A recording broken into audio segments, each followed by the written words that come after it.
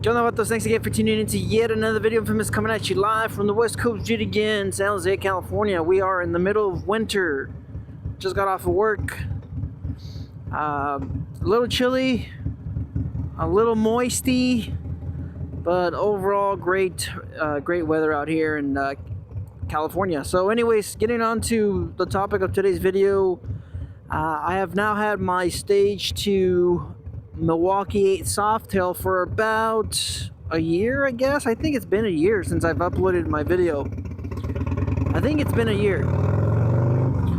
So, you know, having, of course, some ride time and, you know, just seeing what the Stage 2 has to offer on a M8 Softail. You know, as far as getting a custom tune, getting a can tune, and then what else did I think I did something else. Oh, and then of course auto tuning. I also went ahead and I did a little bit of auto tuning with the can tune from Fuel Moto. And then I also did I did something else. I can't remember off the top of my head, but I've been through quite a few different stages of the 475. In case you guys were wondering, because the Stage 2, Stage 3, Stage 4, you really don't know what exactly have you done to the bike. I am currently running a 64 intake with, of course, the high flow air breather and then the high flow exhaust. I also have 5.5 injectors, and I have the 475 cam with the plate, with the pump and plate kit. And I have a Triassic intake, and I have the SPC exhaust. And I think for the most part that's pretty much it as far as, you know, the engine work. So a little bit more than just the Stage 2. All right, Stage 2 would be exhaust and the cam. So I have the cam, I have the exhaust, I have the injectors, and I also have the intake. So it's been a while. It's been a year. And like I mentioned, I've had this custom tuned. I wasn't too happy about it. I also got a tune from DynoJet. I was not happy about that. The bike ran way too rich. And then of course I got my can tune from Fuel Moto, and then that required quite a bit of auto tuning. It wasn't you know, a plug and play. It required a lot of auto tuning. There was a lot of issues. With the low end, a lot of issues at the low end, but after, man, I'd say somewhere like 400 miles, 500 miles of auto tuning, the bike's running pretty good. So the 475, enough rambling. The 475 after a year, it just doesn't fit me. All right, quite honestly, I'm not, I mean, I like the sound. The sound is fantastic. It is loud. We added about 10 decibels throughout the whole power range. It idles at 98 decibels. It used to idle at about 87. So we added about 12 decibels at idle. And then of course, you guys have to see my videos. We also have 111 decibels at 3,000 RPM, and then anything above 4,000 RPM, we're hitting 134, 135 decibels.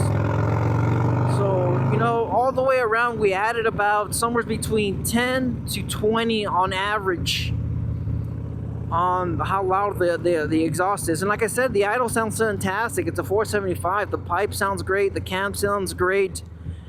A lot of people, when they hear my bike, they know it's cammed. They know. They come up and they ask me, "Hey, what cam is that?" They know off the bat that this thing is cammed. So it's a fantastic sound. But like I mentioned in previous videos, the power range just does not fit my riding style. All right, I really believe the 475 is more of a highway riding, freeway riding type of cam. It likes to be up north of 3,500 RPM. That's where it likes to sit at. I ride a lot of city. I've mentioned that before. I'm 80% city riding. 80% city riding, 20% highway riding. So I want my power to come in down on the low end. That's where I typically, you know, live with this bike. and I'm not, you know, having to work up to 3,500 RPM. It's just, you know, I just don't really see the benefits. Like I mentioned, this would be perfect if you're a highway riding type of rider. If you're doing 50-50, you know, I'm guessing this would be the perfect cam for you. If I could do it all over again, I would. I would definitely switch over to a 485 or something else, or maybe a 468. Maybe a 468, 485, or maybe I just gotta find the right tuner to kind of really put the power range a little bit lower. But based off of a lot of you know, DynoJet sheets and numbers, I just don't see this cam with almost anybody. I think, like I said, I've looked at a lot of numbers. I don't see anybody hitting, you know, peak torque below 3,500 RPM. And like I said, it's just, the cam does not fit me. And if I could do it again, I would 100%, you know, change the cam. I just don't want to do it. All right. I thought about it.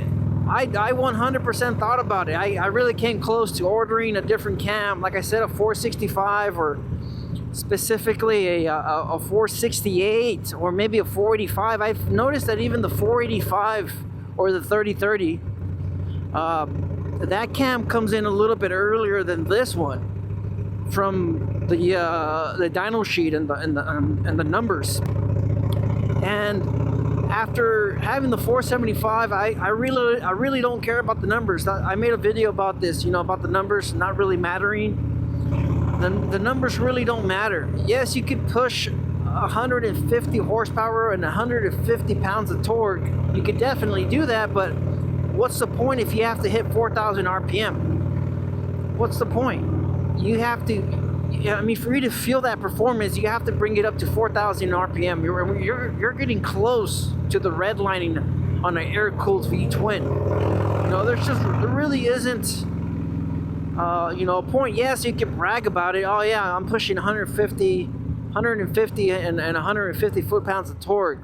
Yeah, it sounds impressive, but you know, for someone that rides 80% majority city, I'm rarely going to see that, ever. Rarely. And like I mentioned, it's only when you're on the highway, that's when you really start seeing that that peak torque and stuff like that. So I'm not, like I said, I'm not entirely impressed, but I mean, the sound sounds great. Like I said, the sound sounds amazing. You know, once you do get up to that 3,000, 3,200 RPM, you start really seeing what the bike can do. It's just a little sluggish. It's not as responsive, and I think you know, the few reasons why I haven't swapped the cam is because of the cost. Because now I'll have to retune the bike. You know, that's one. Of course, the cam's going to cost $200-300, which, you know, it's not bad. $200 to $300 for a different cam. I really don't mind it. But of course, we're talking about, you know, 6 to 7 hours of labor, removing the exhaust, pulling off the push rods, getting into the cam chest, pulling out the plate and the pump, and then swapping out the cam. So, I mean, you could probably do it pretty quick. I really don't have the shop. I know I could do it. I just don't want to spend, you know, 6 hours doing it. I just don't want to do it. And then, like I said, on top of that, now I got to get it retuned. If I go with the can tune, then, you know, that's going to cost me an extra $100 with Fuel Moto. If I were to get it professionally tuned, then that's going to set me back $600 to $700. So now we're talking about $1,000. This is where, you know, doing your homework helps out, because you're only going to spend that $1,000 once. You know, you get a cam, you get it tuned, $1,000. If you're not happy with the cam and you're not happy with the tune, now you have to spend that money again. So that stage 2, instead of costing you $1,000, we're keeping it on the cheap end, of course. Now it's going to cost you $2,000 because you didn't do your research on where you typically ride. So, you know, that's another reason why, or that's one of the reasons why I haven't swapped out the cam. Came really close. I was on GetLowered cycles once again, looking at the cams. I was looking at the 30-30. I was looking at the 485. You know, it really came close to buying it, but I think the only saving grace for this 475, the reason why I still have the 475 in my bike is because of, one, the sound is good. I'm happy with it. I haven't been, you know, completely into the performance side of these bikes. I've had my stage 1 for about 3 years, close to 4 years. You know, like I said, the one reason why, or the main reason why I haven't swapped out the cam is because of the throttle tuner that I installed on the bike. I have a Fury Turi. Yeah, it's called Turi. I have a throttle tuner on my bike. Now you could get a throttle tuner with Turi. I don't know how you pronounce it, or you could go with RBW Skull. All right, you could go either direction. I really believe the only reason why I have kept the 475 is because of the throttle tuner. Without the throttle tuner, this thing would I would say it would bore me. Having the throttle tuner has really brought back the responsiveness in the low end. It has made a huge improvement, even though it's only, you know, the throttle positioning, but having all that lag, all that throttle lag cut out at that low end, it has made a significant improvement. So having the throttle tuner has made a huge improvement on the way the bike responds and the way I guess the bike, the butt dyno. I guess the butt dyno. How do you say it, man? I'm looking for the specific word, but the throttle tuner has improved the throttle response.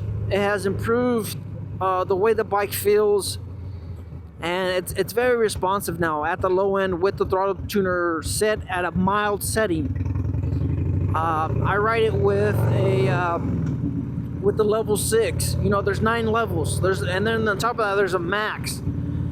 I am very happy with the mild settings. Like I said, you could get a RBW, or you could get a Turi throttle tuner. And you know, for the price, the $300, I honestly would say just buy it. Even if you don't have a stage 2, if you want more throttle response, get the throttle tuner, and it's gonna feel like a stage 2, or specifically like an OEM stage 2, or an EPA stage 2, or a California compliant stage 2. That's what it's gonna feel like. It's gonna make a world of difference having the throttle tuner. And then of course you have all the settings. You can adjust it to your liking. You can make it a 1-for-1, which is absolutely nuts. Having it set to 1-to-1, it's crazy. The bike, it's gonna scare you guys. All right, so get the throttle tuner 100%. If you have a 475, get the throttle tuner. You're gonna love it.